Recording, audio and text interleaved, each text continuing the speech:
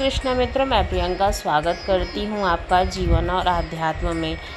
संगत जी कहते हैं कि हम अगर कोई भी कर्म करते हैं तो वो हमें पलट करके जवाब अवश्य देता है। इसलिए कभी भी किसी के साथ बुरा नहीं करना चाहिए। बिल्कुल मत सोचो कि हमें उसका जवाब नहीं मिलेगा। हम सबल हैं, ईश्वर न्याय अवश्य करता है और आपके दुखों का अंत अवश्य होगा। और एक दिन ऐसा आएगा कि जब आपके साथ बुरे करने वालों को तमाचा ज़रूर मारेगा और आपको न्याय देगा। तो आज की संगत ऐसी ही है। चलिए सुनते हैं संगत को। मोहनचंद अपने कमरे में जा कर के अपने बैग निकालने लगे। उसने अपने कुछ जोड़ी चप्पल रखे और उदास मन से अपनी पत्नी की तस्वीर को उठाया और कहने लगे कि नाज़ों से पाल करके बड़ा किया था बेटे को। वो रो पड़े, परंतु फिर सोचने लगे कि नहीं, ये कमज़ोर पड़ने का वक्त नहीं है। उन्होंने अपनी आंखों से आंसू पोंछते हुए अपनी पत्नी की तस्वीर को अपने बैग में रखा और अपने एक दोस्त को फ़ोन किया जो वृद्धाश्रम में रहते थे। भरे गले से उन्हें कहा कि अब वो भी वृद्धाश्रम में रहना चाहते हैं। इतनी बात सुनते ही उनका जो दोस्त था राधेश्याम, वह स्तब्ध रह गया। उसके पास कुछ पूछने के लिए शब्द नहीं था। मोहन चंद ने केवल इतना ही नहीं कहा, बल्कि वे रोज़ रोज़ के कला से परेशान आ गए थे। वो 1 घंटे में तुम्हारे पास पहुंच रहा हूं। जिस समय वह अपना घर छोड़ करके अपना बैग लेकर निकलने लगे तो उन्होंने देखा कि उनके बेटे और बहू अपने कमरे में बैठ करके चाय पीने का आनंद ले रहे थे, परंतु दोनों में से किसी ने नहीं पूछा कि आप सामान लेकर कहाँ जा रहे हो। ना ही किसी ने उन्हें रोकने की कोशिश की। रोज़ रोज़ के अपमान और जिल्लत भरी ज़िंदगी से परेशान होकर के मोहनचंद वृद्धाश्रम पहुँच गए।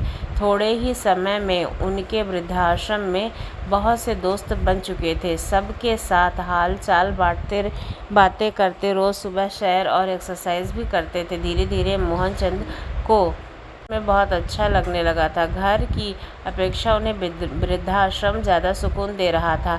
सभी लोग एक साथ खाना खाते, जबकि घर में रोज़ मोहनचंद बाबू का हृदय छलनी हो गया था। हमेशा अपनी पत्नी की तस्वीर से बातें करते रहते थे। तुम तो मुझे पहले ही छोड़कर चली गई, परंतु उस बेटे ने भी मेरा साथ छोड़ दिया जिसने के लिए मैंने कभी अपना पसीना भी पानी की तरह बहाया था। एक दिन मोहनचंद वृद्धाश्रम के प्रांगण में टहल रहे थे, तभी वृद्धाश्रम के बाहर एक कार आकर रुकी। वृद्धाश्रम के सभी लोग उस कार को देखने लगे। सोचने लगे कि आज फिर से कोई अभागा बुजुर्ग इस वृद्धाश्रम में आया है, जिसने ना जाने कितने जतन से अपने बच्चों को पाला पोसा होगा, पढ़ाया लिखाया होगा और बड़े होकर के उनके आंखों के आंसू मर गए और आंसू के लिए इस प्रांगण में प्रवेश करेगा। कार से एक नौजवान लड़का उतरा। उसके बाद एक औरत जो शायद उसकी माँ थी, वह उसका हाथ पकड़ करके उसे बाहर निकालने लगा और औरत की उम्र लगभग 65 साल के करीब रही होगी। सर पर पल्लू होने के कारण उसका चेहरा सही ढंग से नज़र नहीं आ रहा था। थोड़ी ही देर में कार के करीब 35 साल की अन्य महिला उतरी, जिसके हाथ में एक बैग था। उस महिला ने वो बैग उस बुज़ुर्ग औरत के हाथ में थमा दिया और उसके बाद उनसे कुछ बातें करने लगी। वो बुज़ुर्ग औरत चुपचाप उस महिला की बात सुन रही थी। फिर वापस वे दोनों कार में बैठकर चले गए और बुज़ुर्ग महिला वृद्धाश्रम के बाहर कुछ देर तक वैसे ही खड़ी रही और फिर भारी मन से अपने आंसुओं को पोंछते हुए वृद्धाश्रम में आ गई। मोहनचंद को और देखते हुए वह अपने सर पर पल्लू अपने चेहरे को छिपाने लगी और फिर बिना कुछ कहे महिला विभाग की तरफ चली गई। तभी मोहनचंद के साथ खड़े एक बुज़ुर्ग ने कहा, आज फिर से एक माँ की ममता तार तार हुई है। फिर से एक माँ अपने सपनों का चकनाचूर कर दिया है। मोहनचंद बाबू बार बार उस महिला के चेहरे की ओर देखते ही जा रहे थे। उन्हें लगा कि महिला को जानते हैं, लेकिन वह पूरी तरह से समझ नहीं पा रहे थे कि महिला कौन है। अक्सर मोहनचंद देखते ही कि वो महिला अपने पल्लू से अपने आधे से ज़्यादा चेहरे को छुपाकर रखती थी। लेकिन एक दिन जब वह महिला बागवानी में काम करने लगी तो मोहनचंद उस समय टहलने के लिए निकले। बागवानी करते करते उस महिला के सर से पल्लू उतर गया। उस महिला का चेहरा देखते ही मोहनचंद के पैरों तले ज़मीन खिसक गई। ना जाने कितने सवालों ने उसके दिमाग को घेर लिया था। उसी समय उसका एक मित्र भी उसके पास आया और कहने लगा, खाना खाने का वक्त हो गया है, तुम कहाँ घूम रहे हो और इतने गुमसुम क्यों हो? सभी लोग नाश्ते की बेंच पर मौजूद हैं, लेकिन तुम नहीं थे, इसलिए मैं तुम्हें बुलाने के लिए आ गया। क्या बात है, कोई परेशानी है? अरे कुछ भी नहीं, टोरा टालने के लिए बाहर निकला था, बस मैं आ ही रहा था। खाने के कमरे में बैठने के बाद मोहनचंद की नज़रें बार बार जानकी देवी की तरफ ही जा रही थी। वो उससे पूछना चाहते थे कि आखिर ऐसा क्या हुआ, उन्हें यहाँ आने की नौबत आ गई। उनका तो भरा पूरा परिवार था और हमेशा कहती थी कि वह अपने बेटे और बहू के साथ बहुत प्रसन्न है, फिर आज क्या हो गया? आज यह क्या हो गया? मोहनचंद उधर ही किसी व्यक्ति से पूछते हैं। 2-3 दिन पहले जो महिला वृद्धाश्रम में आई थी, वह आज खाना खाने नहीं आई थी। उन्होंने बताया कि वह माताजी बहुत दुखी हैं, इसलिए उन्होंने खाना खाने से इनकार कर दिया है। वह परेशान भी हैं, क्यों ना? आखिर जो उनके बेटे और बहू ने उनके साथ किया है, ऐसा तो कोई दुश्मन भी उनके साथ नहीं कर सकता। बार बार अपने घर को याद कर रही थी। सुबह से अपने कमरे में बैठे बैठे रोई जा रही थी, इसलिए उनका ध्यान भटकाने के लिए उन्हें बागवानी करने का काम दिया गया था। यह सब सुकून से मोहनचंद का मन परेशान हो गया। वह जानना चाहते थे कि आखिर जानकी देवी के साथ ऐसा क्या हुआ है, इसलिए थोड़ी देर बाद वह महिला विभाग में जानकी जी के पास पहुंच गए। मोहनचंद को अपने सामने खड़ा हुआ देखकर जानकी जी थोड़ा परेशान हो गई। तभी मोहनचंद ने कहा, मैं जानता हूँ कि आपने मुझे पहचान लिया है, लेकिन क्या मैं जान सकता हूँ कि आप इस हालत में कैसे पहुँची? जानकी जी ने कुछ नहीं कहा, परंतु उनकी आंखों में आंसू की जो धारा बह रही थी, उसको देख करके मोहनचंद और भी अधिक परेशान हो गए। उनका दिल किया कि ज़ोर ज़ोर से चिल्ला करके इस दुनिया से पूछे कि क्यों बुढ़ापे में बूढ़े माँ बाप आपको पुराने सामान की तरह निकाल बाहर फेंक दिया जाता है? क्यों बूढ़ों का कोई आत्मसम्मान नहीं है? अपने विचारों में मगन मोहनचंद वृद्धाश्रम के प्रांगण में टहल रहे थे। अचानक उनका पैर क्यारी के किनारे से टकराया और गिरते गिरते एक पेड़ को संभाल करके पकड़कर खड़े हो गए। तभी पास से गुजर रहा वृद्धाश्रम का कर्मचारी कहता, अंकल जी आप ठीक तो हैं ना? कहीं चोट तो नहीं लगी? आपका पैर दिखाइए, अगर लगी हो तो अभी पट्टी कर देता हूँ। मोहनचंद कहने लगे, अरे नहीं, बहुत ज़्यादा चोट नहीं लगी है, बचाव हो गया। इतना कहते कहते मोहनचंद प्रांगण में रखे बेंच पर जाकर बैठ गए और कुछ महीने पहले घटी घटना को याद करने लगे, जब वह बाथरूम में फिसल गए थे और पैर में ज़्यादा चोट लग गई थी। उनकी बह कर चोट को देख करके भी अनदेखा करके अपने काम में लग गई थी। उनका बेटा जो था वह चिल्ला करके बोला, क्या आप संभाल करके काम नहीं कर सकते हो? मुझे तो समझ नहीं आता है कि आप इतनी हड़बड़ी में क्यों रहते हो? कोई काम ठीक से करना नहीं आता क्या? जब देखो चोट लग जाती है, हमारा काम भी बढ़ाते रहते हो। अगर कोई काम नहीं होता तो मत किया करो, आराम से अपने कमरे में क्यों नहीं बैठते हो? पूरा दिन इधर उधर घूमते रहते हो। उससे इतना भी न बन पाया कि अपने पिता का हालचाल पूछे। चोट पर मरहम पट्टी करके एक दिन जब मोहनचंद का चश्मा टूट गया था, तो अपने बेटे से कहने लगे कि बेटा चश्मा ठीक करा दो, टूट गया है, ठीक से दिखाई नहीं देता है। इतनी बात सुनते ही वो बीच में ज़ोर से चिल्ला पड़ा था कि बस चारपाई पर बैठे बैठे खर्च बढ़ाते रहो, कोई काम धंधा तो है नहीं, बच्चों की तरह हरकतें करते हो।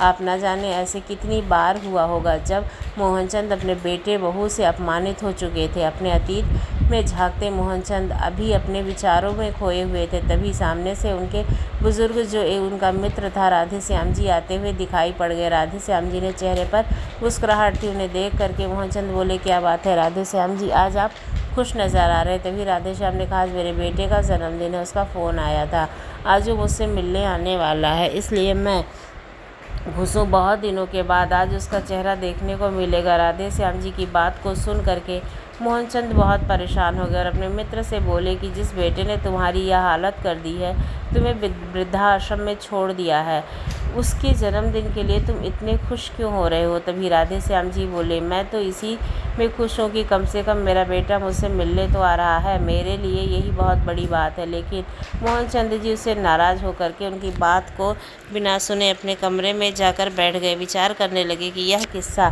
केवल मेरे साथ या जानकी जी के साथ नहीं है, वृद्धाश्रम में रहने वाले हर बुजुर्ग के साथ हो रहा है। तभी कि ज़िंदगी में वृद्धाश्रम में रहते हुए पीछे कोई ना कोई वजह ज़रूर है। बिना किसी वजह के अपनी मर्ज़ी से कोई वृद्धाश्रम नहीं आता है।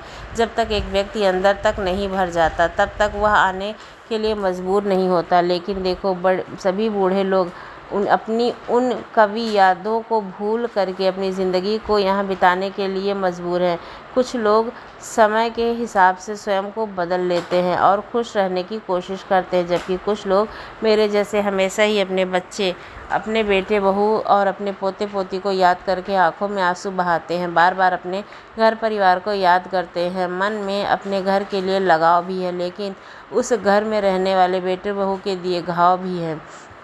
मोहनचंद को कविता लिखने का बड़ा ही शौक था, इसलिए उनका दिल बहलाने के लिए कभी कभी कुछ देर के लिए बैठ करके कविता लिखने के लिए शुरू हो जाते थे। एक दिन जब वो एक कागज़ पर अपने विचारों को कविता का रूप दे रहे थे, उस समय अपने हालात बयान करते करते उनकी आंखों में आंसुओं की धारा बहने लगी थी।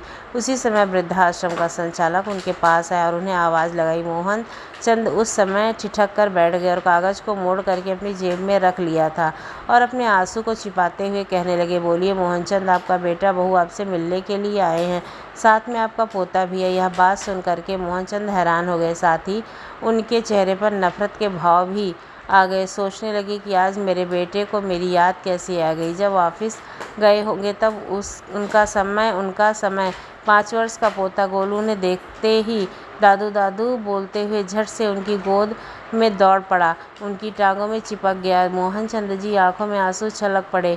अब वह मन मार करके वृद्धाश्रम में जैसे तैसे जी रहे थे, लेकिन अपने पोते को देखते ही उनका दिल कमज़ोर पड़ने लगा था। परंतु फिर अचानक दिमाग में विचार आया कि वह वक्त मजबूती से अपने निर्णय पर टिके रहने का। ऐसा सोचते हुए गुस्से से अपने बेटे को देखते हुए बोले, तुम यहाँ क्या करने के लिए चले आए हो? यहाँ से मुझे किसी से मिलने की ज़रूरत नहीं है। मैं बहुत खुश अपनी ज़िंदगी बड़े आराम से काट रहा हूँ। कम से कम यहाँ मेरे साथ कोई हंसने बोलने वाला है। वह पिताजी, दरअसल बात यह है कि आज गोलू का जन्मदिन है।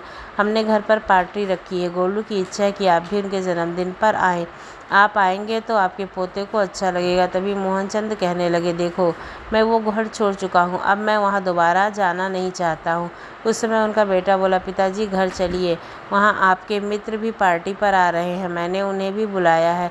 सभी आस पड़ोस वाले रिश्तेदार भी आएंगे, सब लोग आएंगे, आपके बारे में पूछेंगे तो हम क्या कहेंगे? तभी मोहनचंद कहने लगे, अच्छा, तो आज मुझे अपने बेटे के जन्मदिन पर बुलाने नहीं बल्कि अपनी इज्जत बचाने के लिए तुम मुझे बुलाने आए हो। रिश्तेदार आएंगे तो पूछेंगे तुम्हारे पिताजी कहाँ हैं, तो तुम क्या जवाब दोगे? इसलिए तुम मुझे बुलाने आए हो। अभी के अभी यहाँ से चले जाओ, यहाँ कहीं नहीं जाने वाला। तुम लोग इतने स्वार्थी हो गए हो, ज़रूरत पड़ी तो बुलाने आ गए, वरना इतने महीने से मैं वृद्धाश्रम में हूँ, एक बार भी खबर लेने नहीं आए। मैं जी रहा हूँ, मर रहा हूँ, इतना तो दूर फ़ोन करके मेरी हालचाल भी नहीं पूछने की ज़रूरत समझी। तुम लोगों ने इतना तक नहीं पूछा कि घर छोड़ करके वृद्धाश्रम क्यों चले गए। आज ज़रूरत पड़ी तो हाथ जोड़ करके मुझे लेने आ गए हो। यहाँ से मैं नहीं जाने वाला हूँ, कहीं नहीं जाऊँगा। अपने घर को छोड़ करके ऐसा करते हुए मोहनचंद जी अपने कमरे की ओर जाने लगे। तभी बेटा और बहू दोनों आपस में प्लान बनाया कि पिताजी ऐसे नहीं मानेंगे, कुछ तो करना पड़ेगा, तभी हम इन्हें घर ले जा सकते हैं, रिश्तेदारों के ताने सुनने से बच सकते हैं।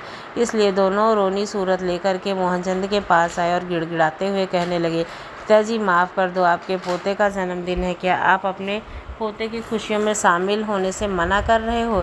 इतनी सी बात को सुन कर के मोहनचंद का दिल पिघलने लगा। तभी गोलू बोला कि चलो ना दादू, बहुत मस्ती करेंगे। अपने पोते की बात सुन कर के मोहनचंद खुद को रोक नहीं पाए, परंतु दोनों बेटा और बहू की करतूत की वजह से वो घर नहीं जाना चाहते थे। लेकिन गोलू ने कहा तो घर जाने के लिए तैयार हो गए। फिर बोले, लेकिन मेरी एक शर्त है, मैं घर पर चलूँगा तो गोलू का जन्मदिन हो जाएगा, उसके बाद मुझे एक वृद्धाश्रम लौटना है। तुम लोग मुझे आश्रम तक छोड़ने आओगे? बेटा बहू इस बात के लिए तैयार हो गए। गोलू का जन्मदिन बहुत धूमधाम से मनाया गया। तभी सभी रिश्तेदार, आसपास के पड़ोसी लोग अच्छे से मिलते जुलते रहे। मोहनचंद के पुराने मित्र भी आज उन्हें बहुत दिनों के बाद मिले थे।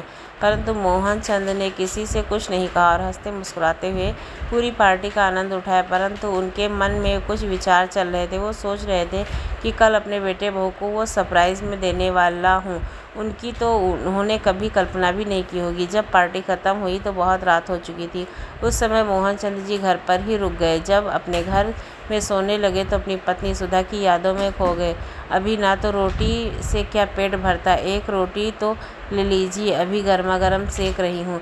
एक रोटी मेरे कहने पर खा लीजिए, आप खाते हैं तो तन को अच्छा लगता है। अरे नहीं सुधा, मेरा पूरा पेट भर चुका है, कितना खिलाओगी। पत्नी को याद करते करते मोहनचंद जी सोचने लगे कि एक सुधा थी जो मुझे एक गिलास पानी भी खुद उठाने नहीं देती थी। एक उनकी बहू है जिसने मुझे एक रोटी के लिए तरसा दिया। छोटे से छोटा काम भी मुझ पर डाल देती है। सब्जी लेने के लिए घर की साफ सफाई तक मेरे सारे काम मुझसे करवाती है। हालांकि मुझे वह काम करने की कोई ऐतराज़ नहीं है, परंतु सब करने के बाद भी अगर घर में इज्जत ना मिले तो ऐसी ज़िंदगी किस काम की। अपनी पत्नी की यादों में गुम पाता नहीं कर उनकी आंखें कब लग गई। सुबह जब सोकर उठे तो देखा बेटा बहू दोनों तैयार खड़े थे। जैसे वो बाहर आए तो वो बोले, पिताजी तैयार हो जाइए, आपको वापस वृद्धाश्रम छोड़ करके आते हैं। ऐसा कहते हुए बहू के मन में विचार चल रहे थे कि कहीं पिताजी हमेशा के लिए यहीं रुकने का मन ना बना ले, इसलिए जल्दी जल्दी उन्हें वृद्धाश्रम छोड़ देना उचित होगा। चंद उन्हें देखकर हैरान थे और अपने बेटे बहू की माँ को अच्छी तरह से समझ रहे थे, इसलिए वह भी जल्दी से नहा धोकर तैयार हो गए। जैसे ही वृद्धाश्रम में जाने के लिए गाड़ी में बैठने लगे, वह देखते हैं कि उनकी बहू के चेहरे पर एक संतुष्टि भरी मुस्कान थी। मन ही मन सोचने लगे कि चलो बेटा, आज तुम्हें सरप्राइज़ दूंगा, उसके बाद से तो तुम वृद्धाश्रम का नाम लेना भी भूल जाओगे। मोहनचंद ऐसा सोच करके कार में बैठ जाते हैं। पल तो अपने घर से निहारते हैं, फिर सोचते हैं कि ठीक है, जहाँ मन की तसल्ली मिले उधर ही रहना चाहिए। तो बेटे बहू को मुझे निकालने की बहुत जल्दी है, तो रह कर भी क्या करूं, अपना वृद्धाश्रम ही अच्छा है। इससे वहाँ के हिसाब में खाता हूँ, अपने हिसाब से रहता हूँ, अपने मनपसंद का काम करता हूँ, किसी की चिक चिक नहीं होती है। जैसे वृद्धाश्रम के सामने कार रुकी तो बेटा बहू कार से उतरकर बाहर खड़े हो गए। मोहनचंद जी भी कार से निकले और अंदर जाने लगे और पीछे मुड़ करके अपने बेटे बहू को आवाज़ लगाई। दोनों अपनी कार में बैठने ही वाले थे, तभी मोहनचंद जी आवाज़ सुनकर रुक गए। मोहनचंद ने फिर कहा, वापस मत जाओ, मुझे तुम्हें किसी से मिलाना है। अपने बेटे बहू उनके पीछे पीछे चल पड़े। वृद्धाश्रम के प्रांगण में पहुंच गए। मोहनचंद वहीं काम करने वाले एक व्यक्ति जानकी जी को बुलाने को कहते हैं। जानकी जी जैसे ही बाहर आई वैसे ही मोहनचंद का बेटा उन्हें देखकर दंग रह गया। उनकी बहू तो जैसे कांटों खून नहीं, उनकी हैरानी का ठिकाना नहीं। दौड़कर जानकी जी के गले लग गई, फुट फुट कर रोने लगी और बोली, माँ आप यहाँ क्या कर रही हो, आप यहाँ कब आई और आपने मुझे भी नहीं बताया। परंतु उनकी बातों पर जानकी जी ने कोई जवाब नहीं दिया। फिर उनकी बहू कहने लगी कि मुझे तो यही लगता है कि आप भाई भाभी के साथ अच्छे से रह रहे हो। कल ही मेरी भाभी से बात हुई थी, उन्होंने नहीं बताया कि तुम वृद्धाश्रम में हो। मैं तुम्हारे बारे में भाभी से कितने दिनों से पूछ रही थी, माँ ने से बात नहीं हो रही है, माँ कहाँ है, एक बार तो मेरी बात करवा दो। तो भाभी ने कहा कि तुम तीर्थ यात्रा पर गई हो, इसलिए मेरी तुमसे बात नहीं हो पाई। मैंने भी मान लिया था तुम तीर्थ यात्रा पर गई हो, लेकिन मुझे क्या पता था कि जालिम औरत ने तुम्हें वृद्धाश्रम छोड़ दिया है। अपनी बेटी की बात सुनकर के जानकी जी फुट फुट कर रोने लगी और कहने लगी, बेटा तुम्हारे भाई भाभी झूठ बोल रहे थे, मुझे 1 महीने पहले ही वृद्धाश्रम छोड़ करके चले गए। लेकिन माँ आप मुझे फ़ोन करके नहीं बता सकती थी, परंतु यहाँ पहुँच जाती, तब लोगों की हिम्मत कैसे हुई मेरी माँ के साथ यह सब करने की। इतना कहते हुए रेखा अपनी माँ के लिपट कर रोने लगी। मैं तुम्हें फ़ोन करके कैसे बता सकती थी बेटा, जिस दिन से मैं वृद्धाश्रम आई हूँ मैंने तुम्हारे ससुर को यहाँ देखा है। इसका मतलब तो यह हुआ कि तुम में भी तुम्हारी भाभी में कोई फ़र्क नहीं है। फिर मैं तुम्हें फ़ोन करके अब तुम्हारे भाई भाभी की करतूत कैसे बताती।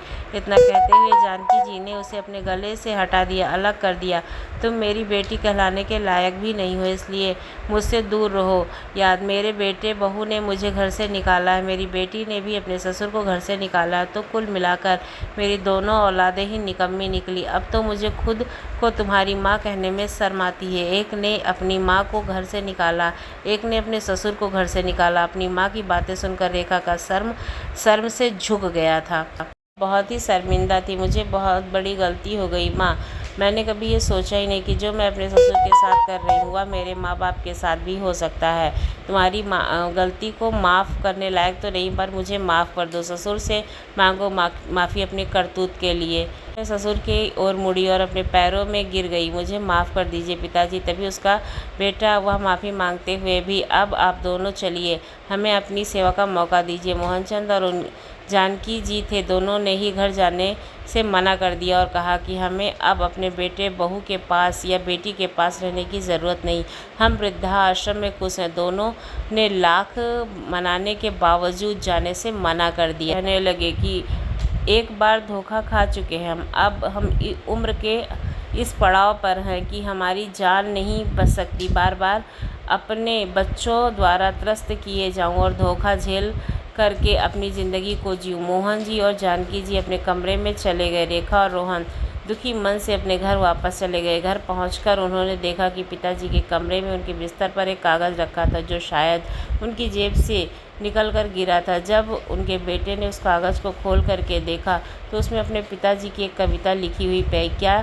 किसी ने देखा है मौत के पहले कैसे मौत आती है? जब ज़िंदगी अपने आखिरी पड़ाव पर आ जाती है, शरीर भी काम नहीं करता, केवल सांस आती जाती है। हाँ, मैंने देखा है, मौत से पहले भी मौत आती है। अपने पिता जी के द्वारा लिखे इन शब्दों को देख करके उनके बेटे के दिल पर न जाने कितने तीर एक साथ चुभने जैसा एहसास होने लगा। उधर रेखा अभी तक अपनी माँ की हालत को देख करके उस सदमे से उबर नहीं पाई थी, परंतु आज उन दोनों के पास पछतावे के अलावा कुछ भी नहीं था। ईश्वर एक रास्ता बंद करता है तो दूसरा खोलता है, लेकिन अगर हम किसी के साथ गलत करते हैं तो हमारे साथ गलत अवश्य होता है। जब हम अपने सास ससुर को करते हैं और उन्हें घर से बाहर निकाल देते हैं तो हम अपने माँ बाप के साथ वैसा ही व्यवहार क्यों बर्दाश्त नहीं कर पाते हैं? क्या माँ बाप और सास ससुर में कोई अंतर होता है? दोनों ही वृद्ध के उस पड़ाव पर होते हैं जहाँ पर किसी की सहायता की आवश्यकता होती है। क्या उन्हें छोड़ देना उचित है? ज़रूर बताइएगा कमेंट्स बॉक्स में कमेंट्स करके। आपको वीडियो कैसी लगी? उम्मीद करती हूँ दिल को छुई होगी। अगर छुई है तो हमारे चैनल को लाइक करें, शेयर करें, सब्सक्राइब करें। ऐसी ही अनेक वीडियो के लिए धन्यवाद।